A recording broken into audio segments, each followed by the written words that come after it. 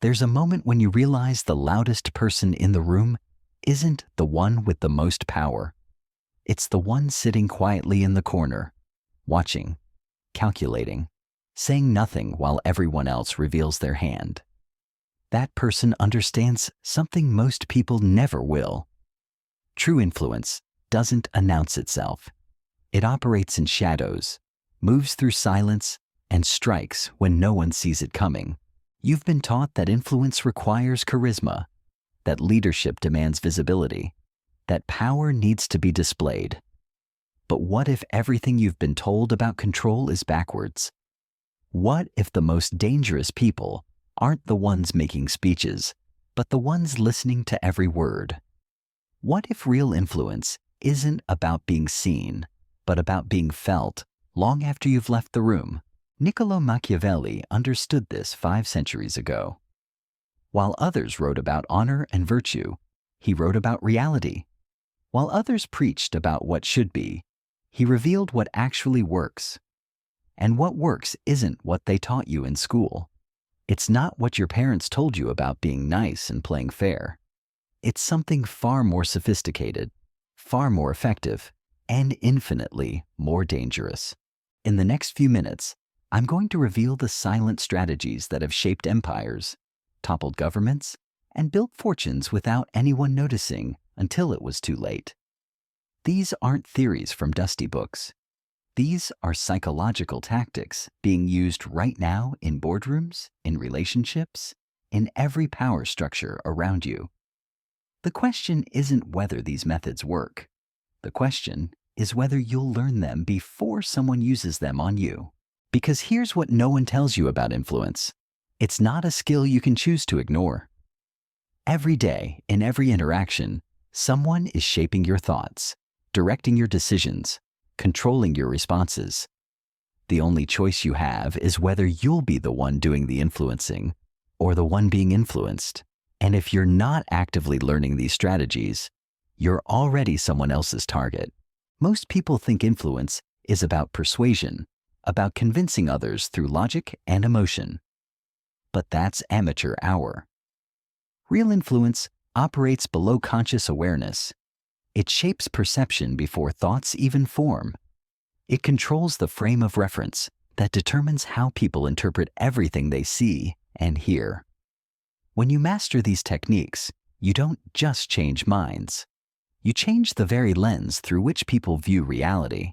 The difference between obvious manipulation and invisible influence is like the difference between a hammer and a scalpel.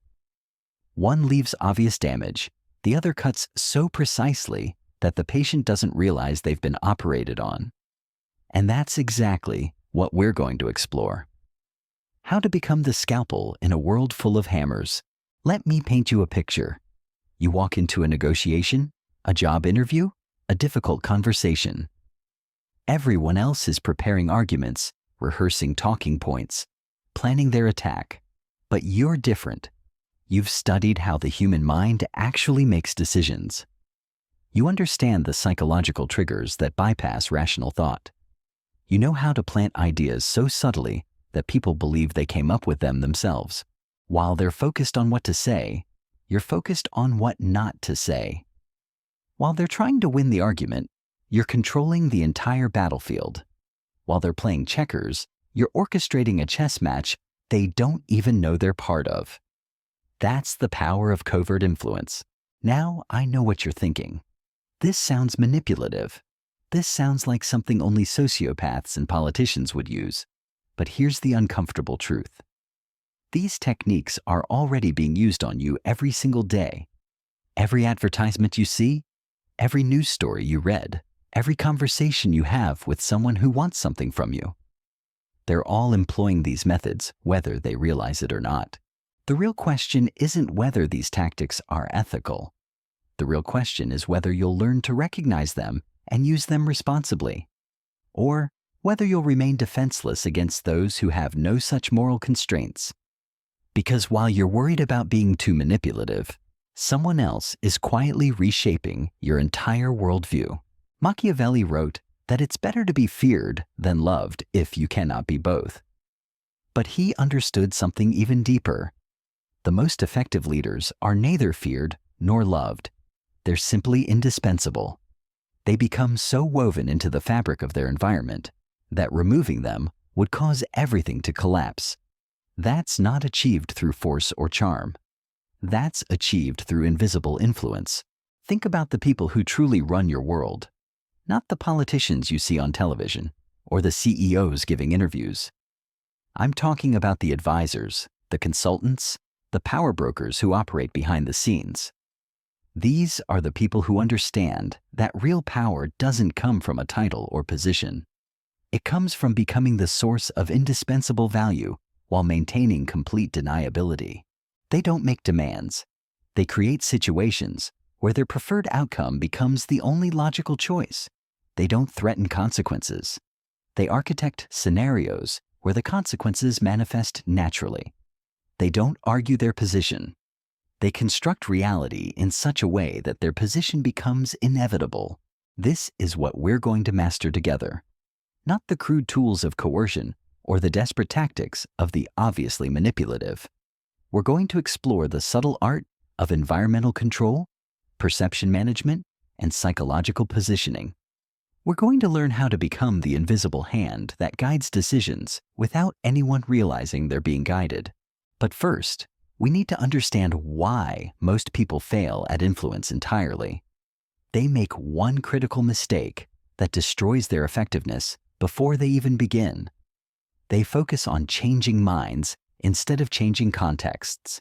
They try to convince people through direct confrontation instead of creating conditions where people convince themselves. It's like trying to push a river instead of redirecting its flow. The river will always be stronger than you. But if you understand the landscape, you can create channels that guide that same water exactly where you want it to go. The river thinks it's choosing its own path. You know better. The ancient Greeks had a concept called medes, often translated as cunning intelligence. It wasn't about being smarter than your opponents. It was about being more adaptive, more aware of patterns, more skilled at reading the underlying currents that determine outcomes. Machiavelli embodied this principle. He didn't try to overpower the political forces of his time. He learned to dance with them, to redirect them, to use their own momentum against them. That's what separates the truly influential from the merely loud. The loud ones exhaust themselves pushing against resistance. The influential ones eliminate resistance by making their agenda appear to be everyone else's idea. They don't fight the current. They become the current. In the coming segments, we're going to break down the specific techniques that make this possible. How to read people so accurately that you can predict their responses before they do. How to plant suggestions that bloom into convictions weeks later. How to position yourself as the obvious solution to problems people don't even know they have yet. We'll explore the psychology of compliance, the architecture of agreement, and the subtle art of manufacturing consent. You'll learn how to become the person others turn to for guidance without ever asking for that authority. You'll discover how to shape group dynamics so naturally that your influence feels like the natural order of things. But remember this, with great power comes the opportunity for great corruption. These techniques can be used to help people make better decisions for themselves, or they can be used to exploit and manipulate. The choice is yours. The knowledge itself is neutral. Your intentions determine whether you become a force for good or just another predator in an already dangerous world. The game of influence is being played whether you participate or not. The question is whether you'll learn the rules before someone else uses them against you. The first rule of invisible influence is this: never let them see you trying to influence them.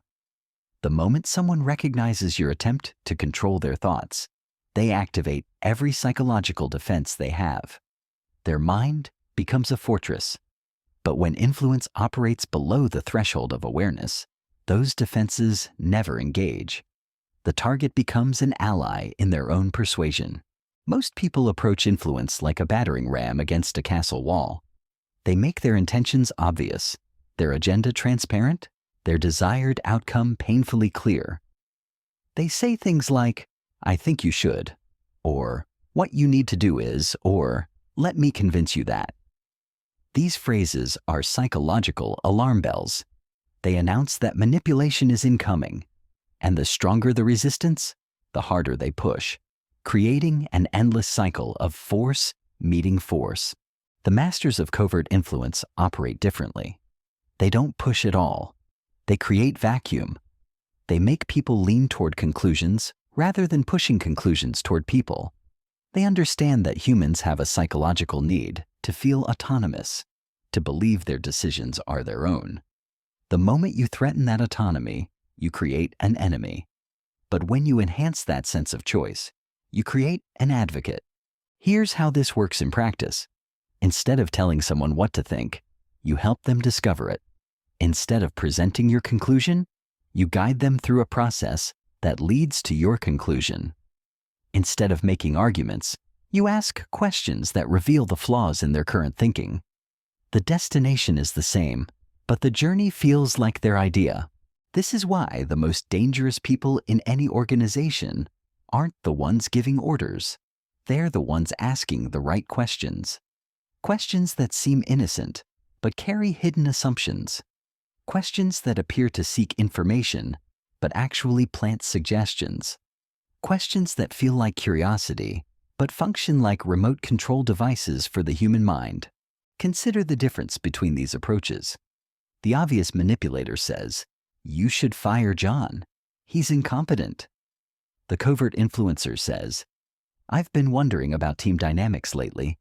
What's your read on how John's performance is affecting overall productivity?" Same goal, completely different psychological impact. One creates resistance, the other creates reflection. The first approach puts the target in a defensive position. They must either agree with your assessment or defend John, creating a binary choice that feels like conflict. The second approach puts them in an evaluative position. They must examine the situation themselves, using their own judgment, reaching their own conclusions. But here's the crucial element. The covert influencer already knows what conclusion that examination will reach. They've observed the same patterns, noticed the same problems. They're not gambling on the outcome. They're simply changing the path to an inevitable destination. This is what Machiavelli understood about human psychology centuries before modern neuroscience confirmed it. People don't resist their own ideas. They resist other people's ideas, especially when those ideas threaten their sense of autonomy or challenge their existing beliefs. But when you help people discover your ideas for themselves, those ideas become part of their identity rather than threats to it. The technique requires patience that most people don't possess. It demands the ability to plant seeds and wait for them to grow rather than demanding immediate harvest. It means accepting that your influence might not be recognized or credited, but the results are far more powerful and lasting than any direct approach could achieve. Let me show you how this plays out in different contexts. In business, the obvious influencer presents a proposal and argues for its adoption. The covert influencer creates conditions where their proposal becomes the only viable solution to a problem everyone already acknowledges. They don't sell their idea. They engineer a situation where their idea sells itself. In relationships, the obvious influencer makes demands and creates ultimatums. The covert influencer shapes the emotional and practical environment so that their preferred outcome becomes what their partner genuinely wants. They don't negotiate compliance. They cultivate genuine alignment. In social situations, the obvious influencer dominates conversations and pushes their opinions. The covert influencer asks thoughtful questions that guide group thinking toward their perspective while making everyone feel heard and valued. They don't win debates. They orchestrate consensus. The pattern is consistent across all contexts. Direct influence creates friction. Indirect influence eliminates it. Obvious manipulation generates resistance. Invisible guidance generates cooperation. The difference isn't just in technique. It's in fundamental understanding of how human psychology actually operates. People believe they make rational decisions based on logical analysis of available information. This is a comforting illusion. In reality, most decisions are made emotionally and then justified rationally afterward. The conscious mind believes it's driving the car, but the unconscious mind is actually steering. When you understand this, you stop trying to convince the conscious mind and start speaking directly to the unconscious processes that actually control behavior. This is where environmental design becomes crucial. The covert influencer doesn't just plan what to say. They plan where to say it, when to say it, and what contextual elements will support their message. They understand that the physical environment, the social dynamics, the timing, and the emotional state of their target all influence receptivity to suggestions. A conversation in someone's office carries different psychological weight than the same conversation over coffee. A suggestion made when someone is relaxed and confident lands differently than one made when they're stressed and uncertain. A proposal presented as one of several options feels different than the same proposal presented as the only solution. The masters of influence choreograph these elements as carefully as a theater director stages a play. Every detail serves the larger purpose of creating conditions where their desired outcome feels natural, inevitable, and completely unforced. But there's another layer to this that most people miss entirely. The most sophisticated practitioners of covert influence don't just control individual interactions. They shape the entire narrative framework through which their targets interpret reality. They become the source of the stories people tell themselves about what's happening and why. This is influence at the deepest level. It's not about changing minds. It's about becoming the lens through which minds perceive and process information. When you achieve this level of influence, you don't need to persuade anyone of anything. The framework you've established does all the persuasion for you. We're about to explore exactly how this works and how you can begin implementing these strategies immediately. But first, you need to understand the critical difference between influence and manipulation, because this distinction will determine whether these techniques serve you or destroy you. The line between influence and manipulation isn't drawn by the techniques themselves. It's drawn by your intentions and the outcomes you create. Influence seeks mutual benefit. It creates value for both parties. It helps people make better decisions for themselves. Manipulation serves only the manipulator. It extracts value without giving any back. It leads people toward decisions that benefit you at their expense. Here's the test. After your influence has worked, after someone has taken the action you guided them toward, are they better off or worse off than they were before? If they're better off, you were influencing. If they're worse off, you were manipulating. The techniques are identical. The morality is determined by the results. This distinction matters because manipulation always creates enemies eventually. People might not recognize it immediately, but they sense when they've been used. They feel the absence of genuine value. They notice that your guidance led them somewhere that served you more than it served them. And when that realization hits, you don't just lose their cooperation.